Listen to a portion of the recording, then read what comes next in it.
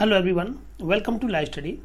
आज इस वीडियो के माध्यम से हम यूथ कंपटीशन टाइम्स की बुक्स पर आधारित उसके चैप्टर क्रमांक 18 जो कि संपत्ति के विरुद्ध अपराध से संबंधित है, जो धारा 378 से और धारा 462 तक इस चैप्टर में एमसीक्यू दिए हुए हैं। आज यहाँ हम इसके पार्ट फर्स्ट जो कि थेफ्ट अर्थात चोरी से संबंधित है एवं 378 से और 382 पर आधारित इस पुस्तक से एमसीक्यूज को डिस्कस करेंगे। सो फ्रेंड्स, आप अगर चैनल को पहली बार विजिट करें तो आप चैनल को सब्सक्राइब कर लें तथा उसके पास बने बेल आइकन बटन को प्रेस कर लें, जिससे कि सभी वीडियोज़ का नोटिफिकेशन आपको मिल सके। पहला प्रश्न यहाँ पर दिया गया है, सूची 1 को सूची 2 के साथ में सुमेलित कीजिए तथा कूट की सहायता से सही को चयन करें। पहला दिया हुआ है संपत्ति का प्रदान, दूसरे ऑप्शन में दिया हुआ है संपत्ति को लेना, इसके सामने आपराधिक न्यासभंग, आपराधिक दुर्विनियोग, तीसरा है संपत्ति का न्यस्त होना तथा स्वयं के प्रयोग के लिए निर्देशित प्राप्त संपत्ति का संप्रवर्तन। इनके सामने चोरी और ये बलात् ग्रहण अर्थात इसको हम उद्दापन भी कहते हैं। बलात् ग्रहण जो लिखा हुआ है एक्सटॉर्शंस अर्थात उद्दापन भी कहा जाता है। अब हमें इसको इसके साथ में मैच करना है कि कौन सा किसके साथ में सही सुमेलित है। हम इसको पूरा एक ही कॉलम में देख लेते हैं। देखिए इस तरह से है, इसको आंसर के रूप में हम यहाँ देख लेते हैं। संपत्ति का परिदान ये आपका बलात् ग्रहण या इसको उद्दापन कहा जाता है। संपत्ति का लेना अर्थात चोरी करना, संपत्ति का न्यास होना न्यस्त करना अर्थात आपराधिक न्यासभंग, और स्वयं के उपयोग के लिए निर्देशित प्राप्त संपत्ति का परिवर्तन। आपने संपत्ति को किसी रूप में अपने लिए परिवर्तित कर लिया है, इसे कहते हैं आपराधिक दुर्विनियोग। गलत तरीके से दुर्विनियोग अर्थात विनियोग चेंज कर लेना, अपने लिए किसी भी दूसरे रूप में उस संपत्ति का परिवर्तन कर लेना। प्रश्न क्रमांक 2 है कि सूची 1 को सूची 2 के साथ सम्मिलित कीजिए तथा सही उत्तर का चयन कीजिए। यहाँ भी यही प्रश्न आपका दिया हुआ है, इसे आप यहाँ प्रश्न को आसानी से देख सकते हैं। पहला दिया हुआ है संपत्ति का प्रदान, संपत्ति का लेना, तो संपत्ति का लेना ये आपका चोरी हो गया, संपत्ति का प्रदान आपका ये उद्दापन हो गया, संपत्ति का न्यस्त होना ये हो गया आपका आपराधिक न्यासभंग, और स्वयं के प्रयोग के लिए निर्देशित अर्थात प्राप्त संपत्ति का संप्रवर्तन ये हो गया आपका संपत्ति का आपराधिक दुर्विनियोग। इस तरह से आप इनको अपने ABCD के क्रम में इन्हें लगा सकते हैं। चलिए अगला प्रश्न देखते हैं।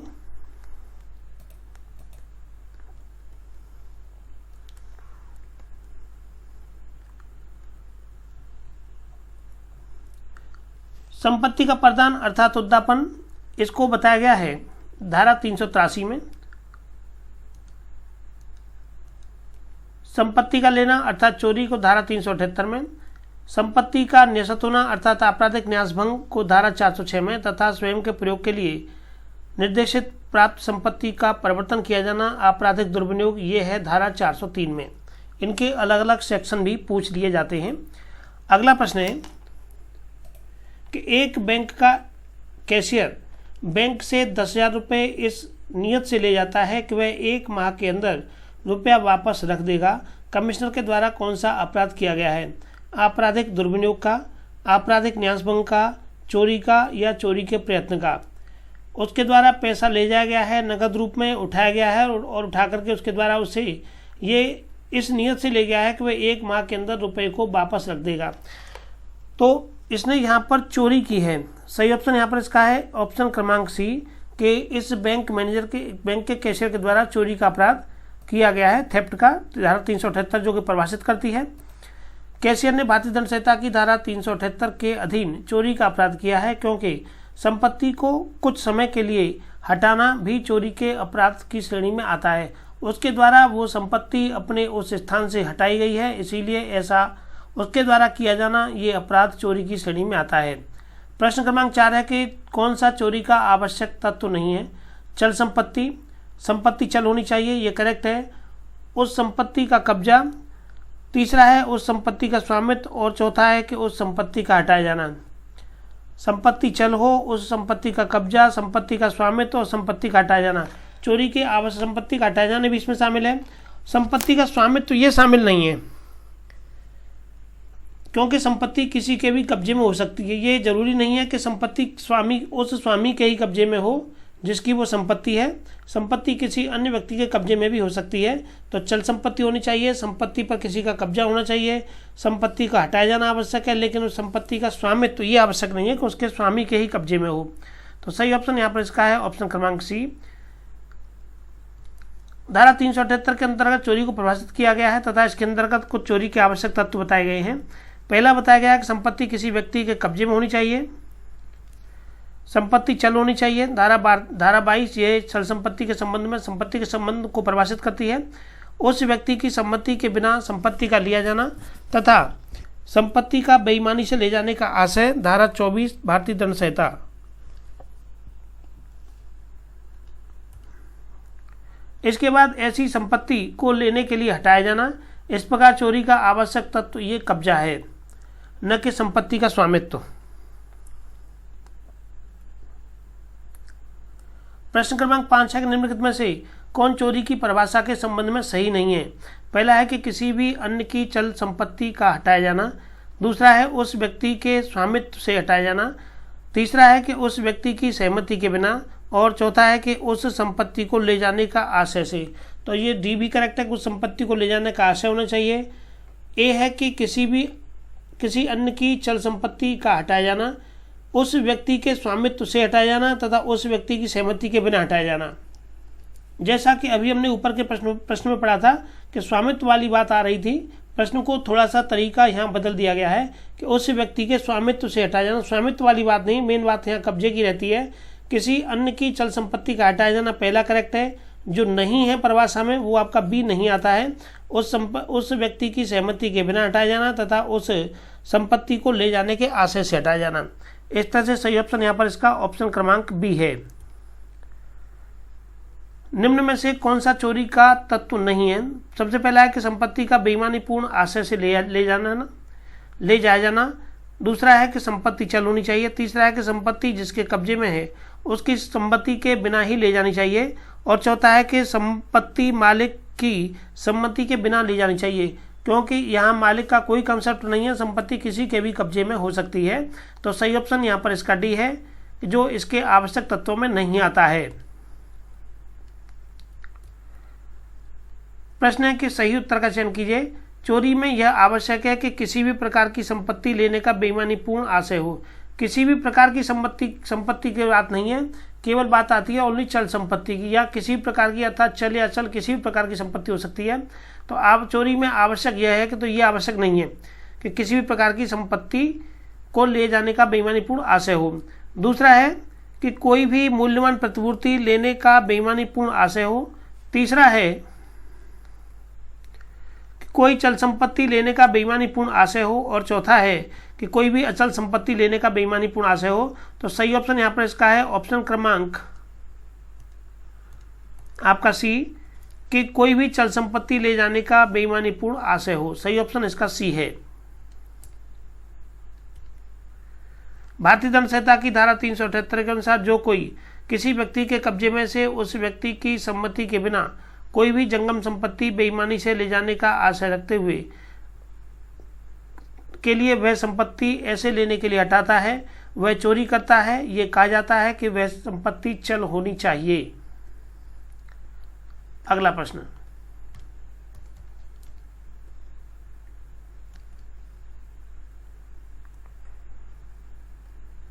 प्रश्न क्रमांक 8 है कि निम्नलिखित में से कौन सा चोरी के अपराध का एक आवश्यक तत्व नहीं है। पहला है बेईमानीपूर्ण आशय, कब्जे से हटाया जाना। अचल संपत्ति इसकी श्रेणी में नहीं आती है, चल संपत्ति आती है। सही ऑप्शन यहाँ पर इसका सी हो जाएगा। बाकी सम्मति के बिना, ये भी करेक्ट है। प्रश्न क्रमांक 9 है कि निम्न में से कौन सा तथ्य चोरी के अपराध के संबंध में नहीं है। पहला है बेईमानीपूर्ण आशय, ये करेक्ट है कि आशय बेईमानीपूर्ण होना चाहिए। दूसरा है कि कब्जे का हटाया जाना, कब्जा हटा दिया जाएगा। कोई भी संपत्ति ये नहीं होगी, कोई संपत्ति वाली बात नहीं आती है। संपत्ति का कब्जा धारित व्यक्ति की सम्मति के बिना हटाया जाना, ये भी करेक्ट है। तो सही ऑप्शन यहाँ पर इसका सी है कि कोई भी संपत्ति के अंतर्गत चल और चल दोनों आती हैं, जबकि यहाँ केवल चल संपत्ति की बात की गई है। संपत्ति का बेईमानी से ले जाने का आशय, संपत्ति चल होनी चाहिए अर्थात जंगम संपत्ति होनी चाहिए, संपत्ति दूसरे व्यक्ति के कब्जे में हो तथा उस दूसरे व्यक्ति की सम्मति के बिना ली गई हो।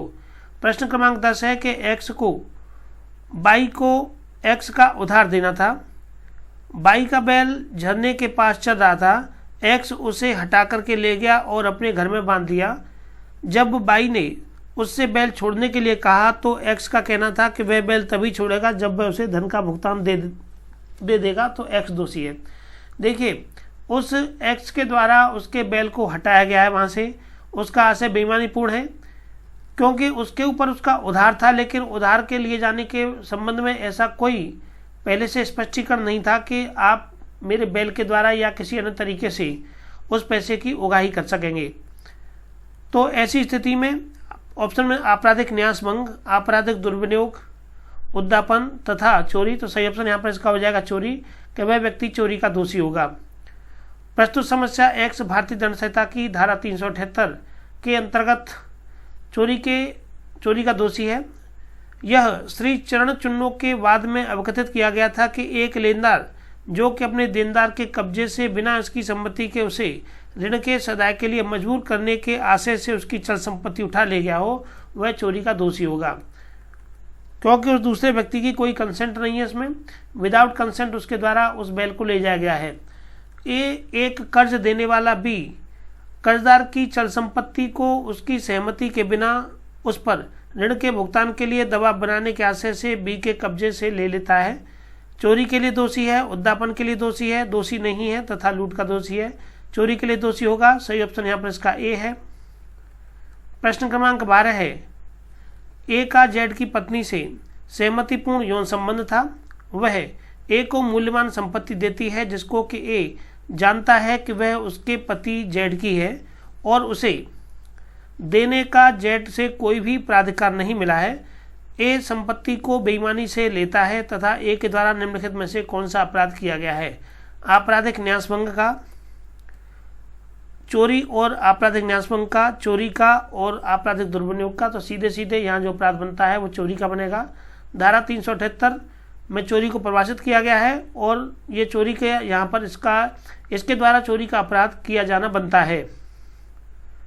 प्रश्न क्रमांक 13 है कि ए ने अपनी घड़ी मरम्मत के लिए घड़ी साज को दी थी। घड़ी साज को मरम्मत के पैसे न देने के इरादे से ए ने अपनी घड़ी जब घड़ी साज नहीं देख रहा था तो उठा ली। इस मामले में ए आपराधिक न्यासभंग का दोषी है, न्यासभंग की कोई स्थिति नहीं है यहाँ पर। बी है कि छल करने का दोषी है, सी है कि चोरी करने का दोषी है और किसी भी अपराध का दोषी नहीं है। तो यह यहाँ पर चोरी करने का दोषी होगा क्योंकि डी में दिया हुआ कि उसने जो घड़ी उठाई थी वह उसकी स्वयं की घड़ी थी। तो स्वयं की घड़ी जब उसने उसे सही करने के इरादे से दी है और जो वो नहीं देख रहा है तो वो उठा लेता है, तो यहाँ ये इसके चोरी करने की श्रेणी में आएगा।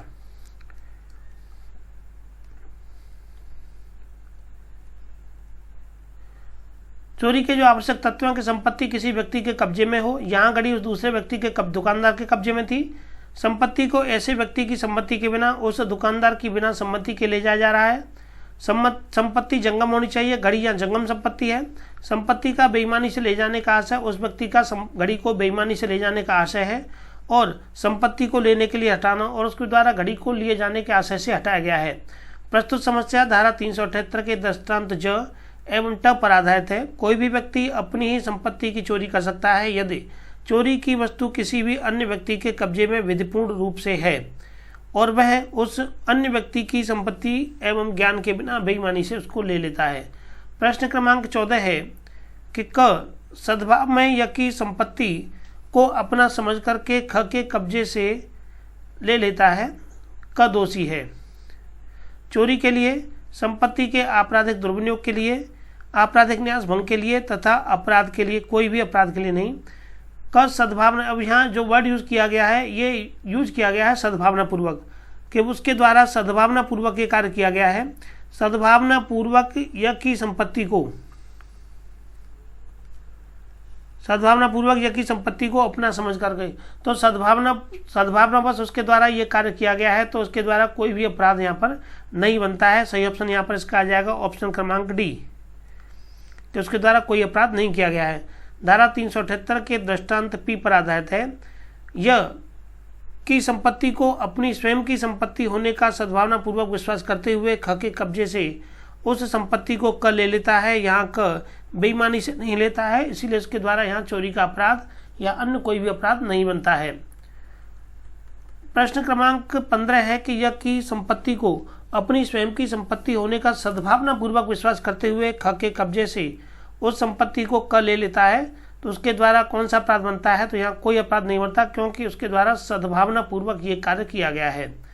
प्रश्न क्रमांक 16 है कि अ ब के घर से उसकी पुस्तक इस आशय से कि उसकी सम्मति के बिना हटाता है कि यदि वह मित्र की तरह उसे वापस करने पर पुरस्कृत करेगा तो वह पुस्तक वापस लौटा देगा, अदोषी है।